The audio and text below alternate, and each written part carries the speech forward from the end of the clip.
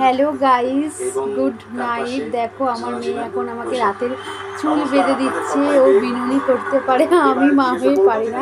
ও খুব সুন্দর বিনুনি করে, প্রত্যেক দিন আমাকে করে দেয়।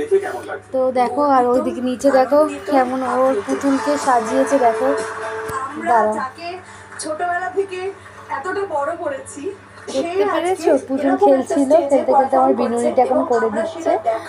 তো সবাই আশা করি খাওয়া দাওয়া কমপ্লিট, আমাদেরও কমপ্লিট। আমরা এবার শোবো। আমাদের মশারি টাঙানো হয়ে গেছে, তোমরা দেখতে পাচ্ছ। এদিকে আবার টিভিও চলছে।